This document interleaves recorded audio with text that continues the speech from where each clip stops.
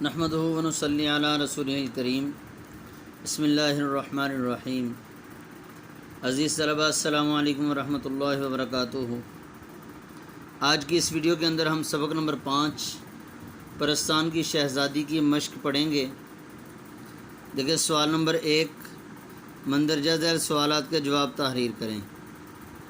پہلا سوال ہے، سیدانی بی نے گزر اوقات کے لیے کون سا پیشہ اختیار کیا؟ سیدانی بی نے گزر اوقات کے لیے مغلانی کا پیشہ اختیار کیا۔ میر صاحب اور ان کی بیوی سیدانی بی کی کس بات پر زیادہ خوش تھے؟ چونکہ سیدانی بی بچوں کی تربیت کر رہی تھیں۔ میر صاحب اور ان کی بیوی سیدانی بی کی اس بات پر زیادہ خوش تھے کہ سیدانی کو خدا نے بچوں کی تربیت کے لیے بھیج دیا ہے اور ایسی شریعت کی پابند نیک استانی صرف روٹیوں پر کہاں میسر آتی ہے۔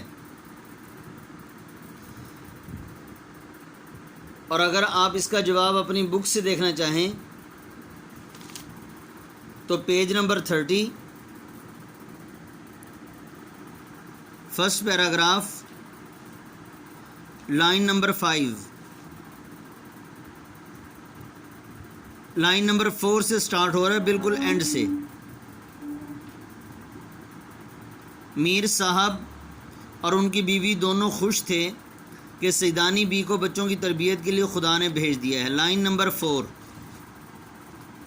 ایسی شریف نماز روزہ کی پابند استانی صرف روٹیوں پر کہاں میسر آتی ہے، یہاں تک اس کا جواب ہو جائے گا۔ اور اس سے پہلے آپ نے وہ بات لکھ لینی ہے جو میں نے کہی کہ چونکہ سیدانی بھی بچوں کی تربیت کر رہی تھی۔ جی تیسرا سوال ہے، پرستان کے بادشاہ نے سیدانی بی کو کس کام کے لیے بلوایا تھا؟ پرستان کے بادشاہ نے سیدانی بی کو اپنی بیٹی کی شادی کے جوڑے سلوانے اور ٹانکنے کے لیے بلوایا تھا۔ شہزادی بھی کہہ سکتے ہیں کہ سیدانی بی کو پرستان کے بادشاہ نے شہزادی کے جوڑے ٹانکنے کے لیے بلوایا تھا۔ بادشاہ بیگم کا اصلی نام کیا تھا؟ بادشاہ بیگم کا اصلی نام زمرد پری تھا۔ دیکھیں پیج نمبر 34، لاسٹ پیراگراف میں بادشاہ بیگم جن کا نام زمرد پری تھا، یہ جواب نشان لگا لیں بے شک آپ۔ پیج نمبر 34، لاسٹ پیراگراف کی پہلی لائن، بادشاہ بیگم کا نام زمرد پری تھا۔ جی آگے دیکھیں، پرستان کے پھلوں کی خاص بات کیا تھی؟ اس کا جواب یہ ہے کہ پرستان کے پھلوں میں خاص بات ایک تو یہ تھی کہ ایک پھل اگر توڑا جاتا تو فوراً دوسرا پھل اس کی جگہ نکل آتا۔ دوسری خاص بات یہ تھی کہ پرستان کے پھلوں کو کھاتے ہوئے جس کھانے کی چیز کا ذائقہ خیال کیا جاتا، جس کھانے کا ذائقہ خیال کیا جاتا،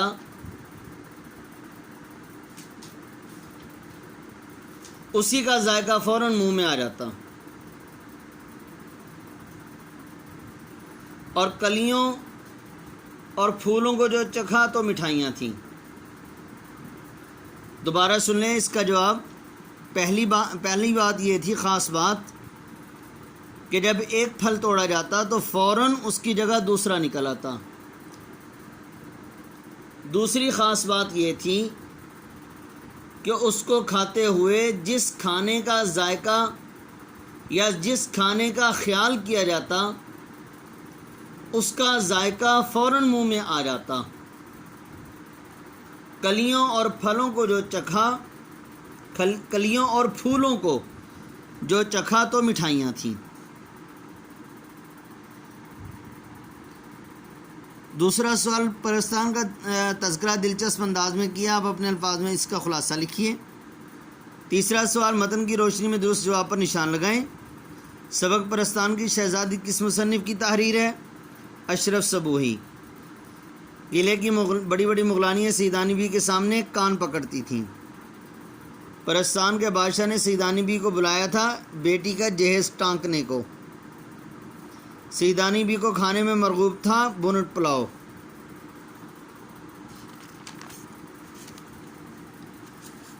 پرستان میں پھلدار پودے بڑے تھے بالشت بھر۔ پرستان سے سیدانی بی کو انعام میں کیا ملا؟ جواہرات۔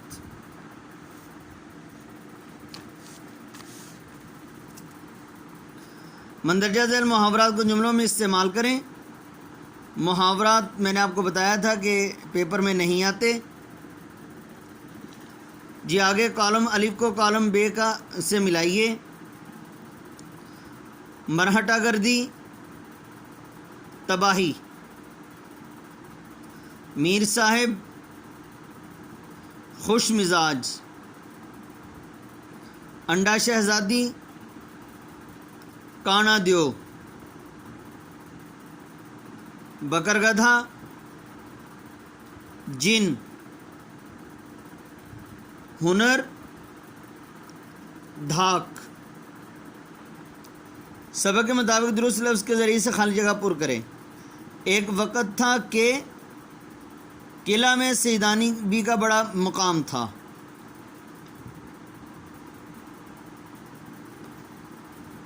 سیدانی بی کو مغلانی کا پیشہ اختیار کرنا پڑا کیونکہ وہ بیوہ ہو گئیں۔ اس نے کہاروں سے کہا کم بختو منہ سے کچھ تو پھوٹو۔ پرستان میں اسے جن لے کر گیا۔ بادشاہ نے اسے جواہرات انعام میں دیے۔ زمانہ الفاظ، ایسے الفاظ کا املا تو ایک ہی ہوتا ہے لیکن ان کے دو معنی ہوتے ہیں، اور ان میں سے بعض اوقات لفظ ایک معنی میں مذکر جبکہ دوسرے معنوں میں مؤنث ہوتا ہے۔ ذیل کے جملوں میں سے زمانہ الفاظ الگ کر کے ان کے معنی لکھیں۔ بارشوں سے آئینے کی آب جاتی رہی۔ آب کا ایک معنی ہے پانی اور دوسرا معنی ہے چمک۔ یہاں پر چمک مراد ہے۔ سوات میں کون سی کان ہے؟ کان ایک انسانی جسم کا حصہ۔ دوسرا معنی دھات نکلنے کی جگہ، مطلب جہاں سے نمک وغیرہ یا کوئی چیز نکلتی ہے۔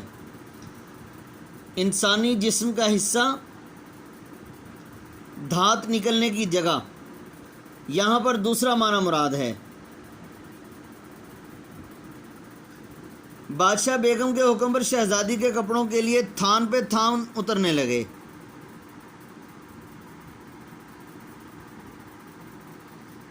تھان پہ تھان ایک معنی ہے کپڑوں کا گٹھا، دوسرا معنی ہے گھوڑا باندھنے کی جگہ۔ یہاں پر پہلا معنی مراد ہے۔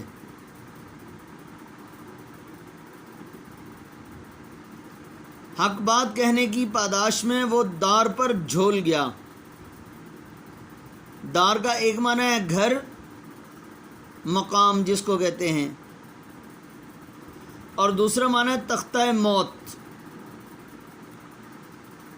یہاں پر تختہ موت مراد ہے۔ جہاں چاہ وہاں راہ۔ چاہ کا ایک معنی ہے کنواں اور دوسرا معنی ہے چاہت۔ یہاں پر چاہت والا معنی مراد ہوگا۔ ایک شعر بھی ہے، جب چاہ ہے تو چاہ نہیں اور جب چاہ ہے تو چاہ نہیں، اس چاہ کی ہم کو چاہ نہیں، اس چاہ کو چاہ میں ڈال دو۔ جی درج ذیل الفاظ کے متضاد تحریر کریں. متضاد بھی آپ کے پیپر کا حصہ نہیں ہے، پیپر میں نہیں آتے. لطیف کا متضاد کثیف سا کے ساتھ. شب روز خشک تر جفت طاق شیریں تلخ نشیب فراز تریاق زہر. تو عزیز طلبہ اس میں سوالوں کے جواب اہم ہیں، یہ خالی جگہ یہ اہم ہے، اور اسی طرح سے ایم سی کیوز اس کے اہم ہیں. ان کو آپ نے اچھی طرح سے یاد کر لینا ہے. السلام علیکم ورحمۃ اللہ وبرکاتہ.